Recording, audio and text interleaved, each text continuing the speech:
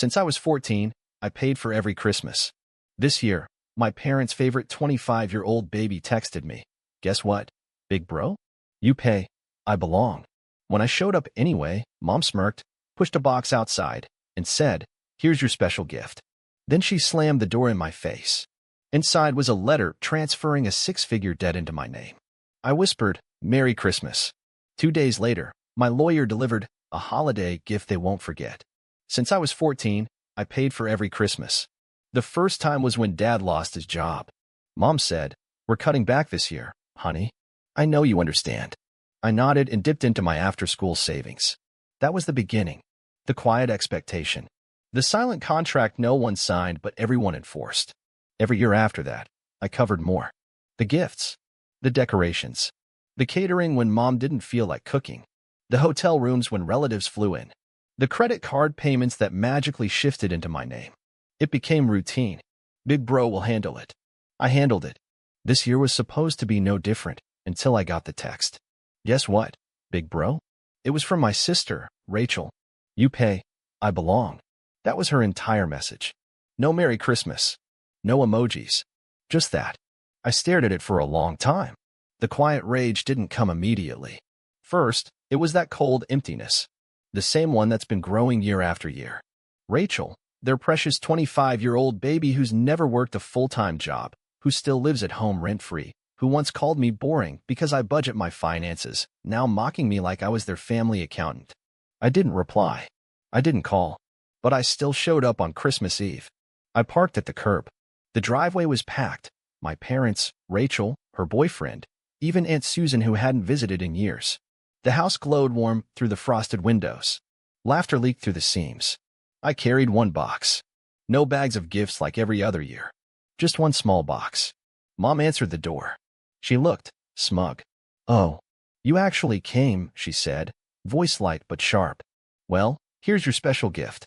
She shoved the box into my hands and slammed the door. I stood there, breath clouding in the cold air. Inside the box was a single envelope. I opened it. Legal paperwork. Debt transfer documents. 6 figures of credit card balances, all in my name. I whispered to the night air, "Merry Christmas." I stood there, holding that box in the freezing air, feeling something inside me snap. Not anger. Not shock. Something colder. But truth is, it didn't start tonight. It started years ago. The first time was small, just some extra groceries because Dad got laid off early that winter. Mom called it pitching in. She smiled when I handed her my part-time paycheck. I felt proud. Helpful. Useful. That's how it started. Small. Subtle. Harmless. Every year after that, I covered a little more. By 17, I was paying for the tree and half the presents. By 19, I was covering Rachel's first college deposit after she forgot to apply for scholarships. By 22, I was co-signing credit cards because Mom said, "It'll help your sister build credit." When Dad's second business collapsed. "Just until we get back on our feet, son." I kept paying, kept nodding, kept convincing myself this was normal, that this is what family does. What they were doing wasn't asking for help.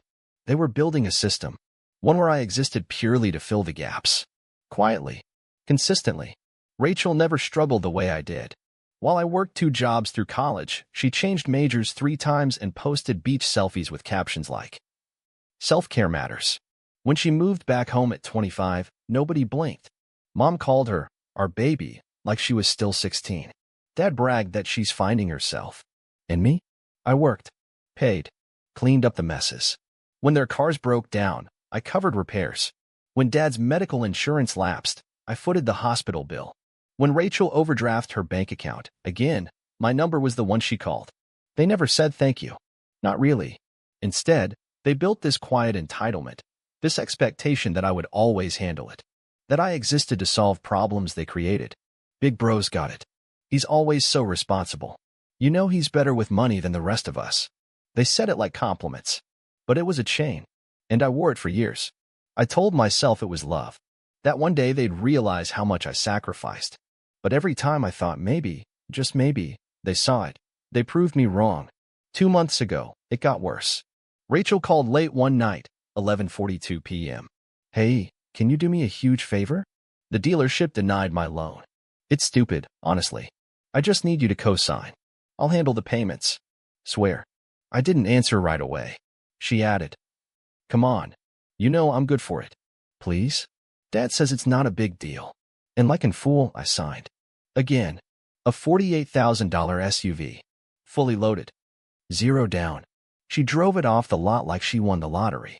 I watched her post story after story, spinning the wheel, posing next to it, adding captions like, manifestation works when you've got the right people around you.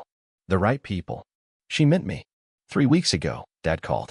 Son, listen, we're applying for a consolidation loan. Just for a short period.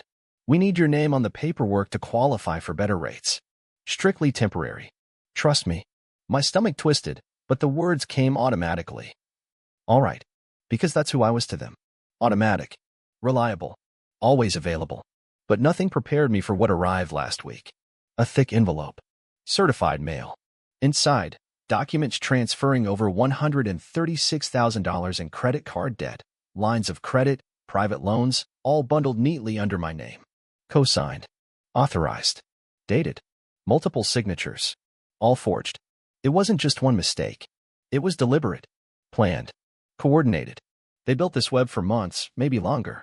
Quietly stacking debts, opening accounts behind my back, funneling balances into my name like I was just another credit tool.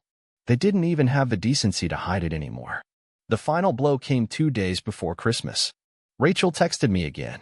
Guess what, big bro? You pay. I belong. No shame. No hesitation. Just bold, unapologetic entitlement. I sat there, staring at her message while outside the world was covered in holiday lights. Family shopping, kids ice skating, people singing carols. And I was watching my own family gift me 6 figures of debt like it was some twisted holiday tradition. I didn't respond. I didn't drive over with presents. But I did show up. Christmas Eve. I parked across the street. The driveway was packed, Rachel's SUV gleaming under the porch lights like some trophy I bought for her. Dad's truck. Mom's sedan. Even Uncle Robert's car was here. The house was lit up like a magazine cover. Perfectly staged for their version of the holidays. I could hear the faint hum of laughter from inside. They didn't know I was coming. I carried one small box.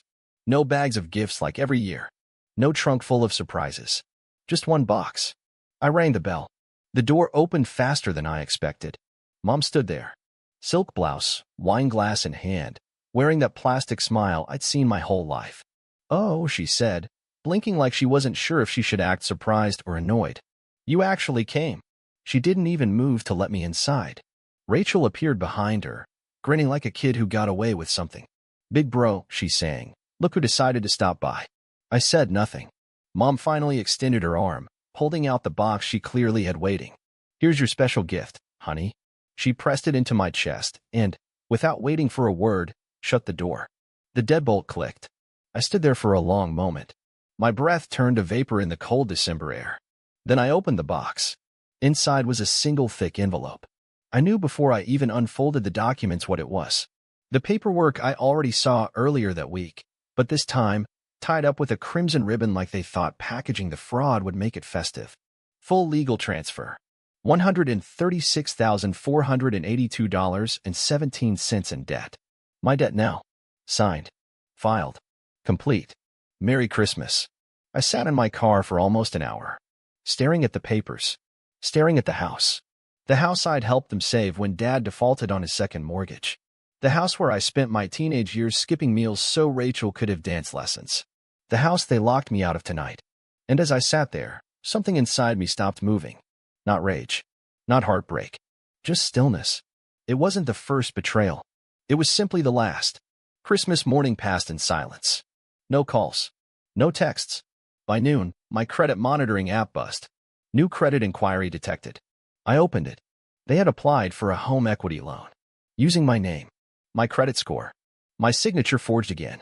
Another $50,000 request pending. They weren't done. They were still feeding. Because they never thought I would stop them. The next day, my phone exploded. First came Dad. Son, listen. I know how this looks, but you have to understand. We were consolidating. You know how tough this economy's been. I was going to call you after the holidays. Then Mom, please don't be dramatic, honey. These accounts are temporary. You're just better at managing the payments, that's all. We trust you. And then Rachel. You're overreacting. We're family. You know you always handle the big stuff. That's your role. My role. That's all I was to them. A role. A bank account with a pulse. Not a brother. Not a son. Not family. Just function. The final trigger came 2 days later. Jason, an old friend from college, texted me. Yo man, didn't know you bought your folks a second house. Big moves. Attached was a screenshot. Rachel's Instagram story. Her posing in front of a new Craftsman house. Bright smile. Keys dangling from her manicured fingers. Captioned. Couldn't have done it without my big brother. The real MVP of the family. And below, in bold. Hashtag blessed, hashtag family first, hashtag forever grateful. She tagged me. Like it was some accomplishment. Like this entire theft was a sweet holiday surprise. I stared at that picture for a long time. The comments underneath were worse. Your brother is such a good man. You're lucky to have him. True family values. No one knew what she really meant. They never saw the years of loans, payments, credit cards I cleaned up, the career sacrifices, the empty savings account. They didn't see the blood she wrung from me, only the bow she wrapped it in. That's when the numbness broke. But I didn't yell. I didn't call. I didn't send angry texts. I opened the black folder I'd kept locked for months. The full audit. The transaction trails. The forged authorizations. The accounts opened behind my back. Everything I needed to burn their little empire to the ground. I picked up my phone and called Mark, my lawyer. He answered on the second ring. It's time, isn't it? I didn't hesitate. Yes. Start everything. They thought they had me cornered. What they didn't know was that I've been preparing for this exact moment. For years. I let them believe I'd always show up. Until now. It all collapsed faster than I expected. 48 hours after Mark filed the paperwork, the first wave hit. Bank accounts frozen. Lines of credit suspended. Pending fraud investigations opened on every forged signature. I didn't even need to lift a finger. The system took care of it. I sat in my apartment, sipping my coffee, letting the phone vibrate nonstop. Every few seconds, another missed call, another voicemail, another text message full of panic. At 7:13 a.m., Mom called first. Honey, this is all a misunderstanding. We just need you to clear it up with the bank. Please, for the family. At 7:19 a.m., Dad texted. Son, you don't want to do this. There are real consequences. You're going to destroy us. At 7:28 a.m., Rachel, of course. Are you serious? You always handled this stuff. You're blowing everything up for no reason. I let the notifications stack. I let them sweat. By noon, they shifted tactics. Mom again. You've always been the strong one. You've always held us together. Please, don't throw that away. Dad's follow-up was colder. You're making a permanent mistake. Rachel's text, of course, was pure venom. You're being selfish. Do you even care what happens to us? What happens to me? That was the moment it hit me. Even now, at the edge of financial ruin, they still saw me as responsible for their survival. Not responsible in the sense of guilt. Responsible as their property. Like I was just a resource they could drain every time they started dying. The second wave hit that evening. Mark forwarded me the letter from their attorney. We are requesting immediate negotiation to avoid criminal prosecution. Our clients are willing to transfer assets and fully absolve any outstanding debts to settle this matter. Translation. They knew they were screwed. But I wasn't here for a deal. I wasn't here for a payoff. I was here for freedom. At 8:42 p.m., the doorbell rang. I let it ring. 3 times. Finally, I answered. Rachel stood there. Her usual smug confidence was gone. Hair pulled back sloppily. Eyes red. Breathing shaky. Please, she said quietly. Can we talk? Just you and me. I didn't move. You've made your point. You're right. Okay? Things got out of hand. We needed help. And you always helped. Her voice broke. Dad's panicking. Mom's sick over this. We could lose everything. I could lose everything. I stayed silent. Her eyes darted around like she was searching for a crack in my face. Some opening. Some mercy. I'll fix it. I'll move the loans back. We'll put everything in your control. Just stop this. She said it like she was offering me a gift. Control. That was always the bait. Let me keep the leash. Let me hold the noose they tied around my neck for years. But I wasn't here to renegotiate my own captivity. No, I said softly. Her breath hitched like I'd slapped her. You're serious. I didn't blink. It's done, Rachel. An hour later, the third wave hit. Their social world began to fracture. The Instagram post was gone. The comment threads exploded. Friends asking questions. Acquaintances posting thinly veiled subtweets about people who steal from family and pretend it's love. Dad's business partner backed out of their silent agreement. Mom's charity board suspended her position pending personal legal matters. Rachel's precious online persona started bleeding followers as whispers spread. They built their lives on this curated lie of family perfection. And now, the cracks were public. But the loudest silence was from inside the family group chat. The one that once buzzed daily with fake holiday plans, Venmo requests, and passive-aggressive guilt trips. Now? Nothing. No, Merry Christmas texts. No, can you help with next month's rent? No, can you spot me for this? Just emptiness. For the first time in years, I could hear my own breathing. I made dinner, ate in peace, drank my coffee while it was still hot. There was no celebration, no triumph, just stillness and freedom. They thought I'd never leave. They thought I'd never fight. They thought I was too quiet. And now? Now they know the fallout didn't end with frozen accounts. It kept bleeding into every corner of their lives. 2 weeks later, I received a certified letter from the county. Pending foreclosure proceedings initiated on property located at 481 Crestline Drive. Their house. The same house I helped save years ago. The house I bailed out more times than I could count. The house they used to lock me out on Christmas Eve. Now it was slipping through their fingers. The calls never stopped. Dad tried a new angle. Son, don't let pride destroy this family. We can fix this together. Together. The word tasted like acid. Together, when they forged my name. Together, when they moved 6 figures of debt into my identity. Together, when they posted online like I was their willing sponsor. No, there was never a together. There was only me. Feeding them. Mom followed a few days later. You're punishing everyone. Not just your father and me. Rachel's broken. She's barely eating. The manipulation was familiar. Scripted. Her voice cracked like she was on the verge of tears. But I heard no real sorrow. Only fear. Fear of losing her safety net.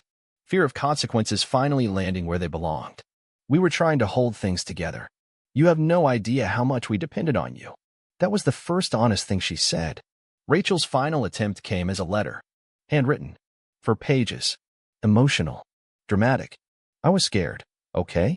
We all were. We didn't know how to fix it. We thought you'd be angry if we told you how bad things were. We just figured you'd help like always. You always help.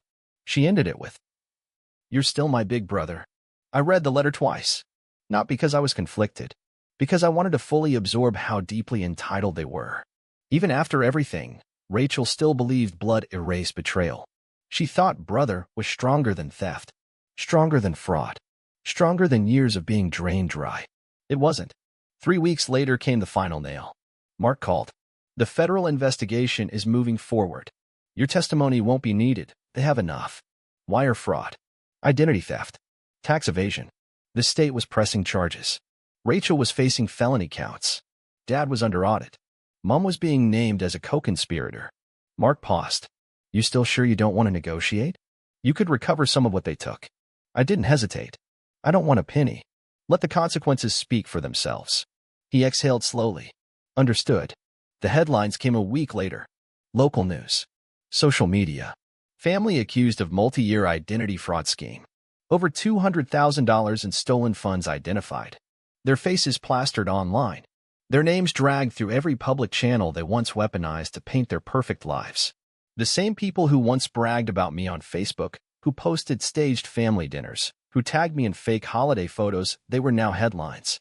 Neighbors whispered. Old friends vanished. Business partners fled. Sponsors pulled out. Their little empire built on my silence collapsed entirely. And me? I slept. For the first time in years, I slept 8 full hours without waking up to financial anxiety. No phone vibrating at 3 a.m. with small favors. No emergency Venmo requests. No guilt-drenched voicemails. No thinly veiled insults wrapped in holiday cheer. Just quiet. Clean. Perfect quiet. Months later, I got one last text. From a burner number, clearly Rachel. You'll end up with no one left. You know that, right? I read it. Let it sit. Smiled. Because for the first time in my life, I wasn't alone. I was free. And as I stood by my apartment window that night, watching the winter snow drift down under the streetlights, I whispered 3 words they'd never hear. Merry Christmas. Exactly what happens when the quiet one decides to walk away from it all, for good.